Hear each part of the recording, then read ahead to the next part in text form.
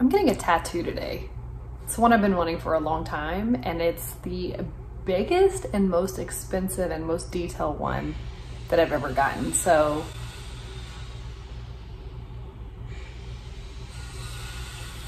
they're also building a room out there. Stick around. Gotta stand up straight. Gonna rise like a champion.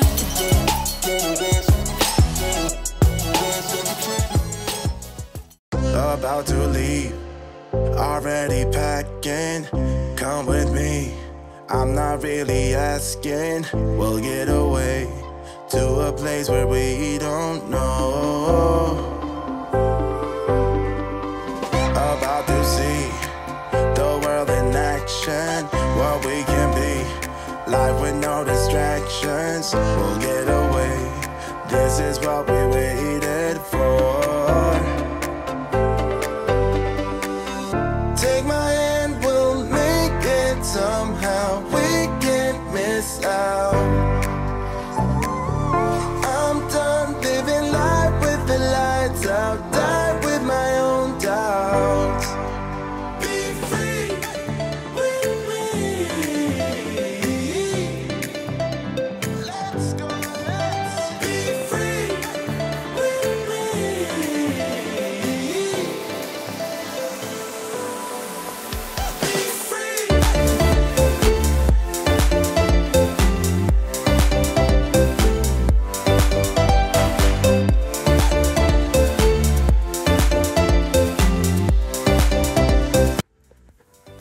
It's been about 2.5 weeks since I had that tattoo done, and it is actually, it's pretty healed now. Maybe a little bit raised still, but it like stopped itching. It's healing really nicely. I am so excited that I got this tattoo. This tattoo has meaning from when I left Tennessee. It's the things I really feel like I was working on while I was there, the things that I feel like I grew from while I was there. I'm in my bed, by the way. I was answering emails from my bed. This is the joy of working from home. But the tattoo itself is 3 chakra systems. It is the base, which means I am safe, I belong here, I am grounded, I am rooted. So that's the bottom one there. And then the next one is the throat chakra. You guys are going to hear me talk a lot about that. I've been talking a lot about it. You're going to continue to hear me talk a lot about the throat chakra. And the throat chakra is I speak. It means that I know what to say. I am compelling. I am convincing. I know what I'm talking about. And using and opening up that throat chakra.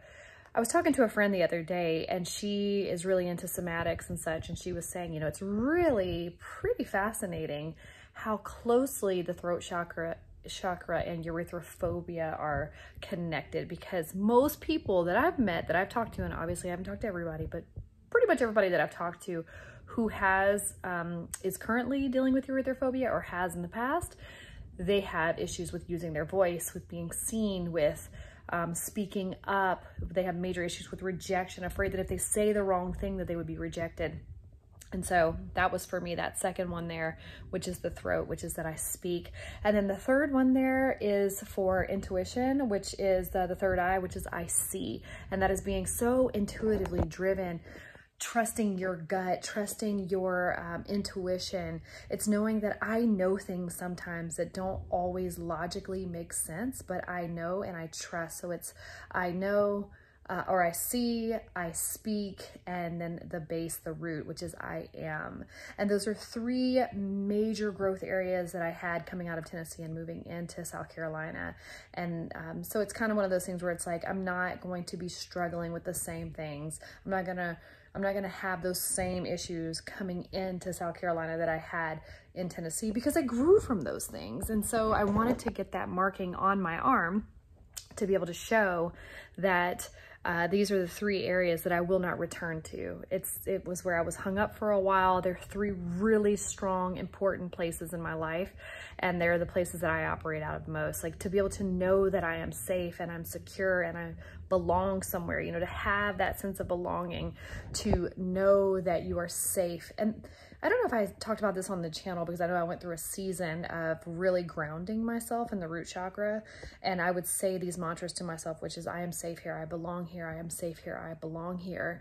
And when I was pregnant with the baby, I wrote a poem about being safe and belonging, and just knowing that you're establishing this foundation, your root of your body. It's the foundation of who you are. And if you are feeling like you're tossed all over the place, then it's gonna be hard to find safety and security in the rest of your life, because you feel like you are not even belonging in the space that you're in your own body. So that is so important to know that you are safe and you belong. And sometimes when they say, like, you gotta fake it till you make it, it doesn't feel natural at first to say that I am safe here and I belong here. Now I say it and it feels very natural. But when I first started saying those mantras, it did not feel natural to me that I'm safe here and I belong here. It was something that I had to get myself to believe over time by just telling myself over and over again, to where eventually you really are safe here and you belong here. And to think that I wasn't sounds actually kind of crazy to me. So safe here and belong here. And then back to the throat chakra, I speak. And if you've been on this journey with me, you know that it's really been something I've been working on over the past year, which is to take up space, to speak, to say when something's wrong. I don't have an issue saying that like in my home life, but when it has to do with like customer service, doctors, anybody who's providing something for me, which is so twisted, because especially if I'm the consumer, I'm paying for something, or my insurance is covering something, why wouldn't I speak up? I've always felt like it's something from when I was younger, that it was like, oh, behave. If you don't say anything or you don't argue, then we'll get this done a lot quicker. And so I associated speaking with pain, that if I spoke up or I said something was uncomfortable, it was going to take longer. It would cause more issues. It might irritate somebody. And it's like, that's all bullshit. Speak up, use my voice. And especially in my work, I've been talking about that as well. That speaking up in my work is really important, because I am capable and I know what I'm talking about, but a lot of times I have held my voice back because I'm afraid of the rejection, which ultimately just means I'm afraid of getting fired, because that's been a story in my life, but I'm getting to rewrite that story. And then for intuition, I know that I am so divine, I'm so deeply connected to the powers, the essence, the universe, God, whatever you want to call it. And I always have been ever since I was a little girl, ever since I can remember.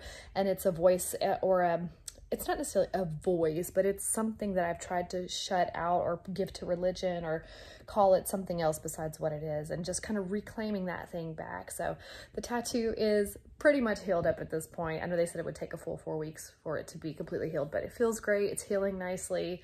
I love that I got it. I'm excited about having it and can't wait to get more. So hope you like this video. If you did, give it a thumbs up. Be sure to subscribe, and I'll see you in my next one. So rise up, rise up, rise up. When you've had enough, when the crowd gets rough, gotta stand up straight.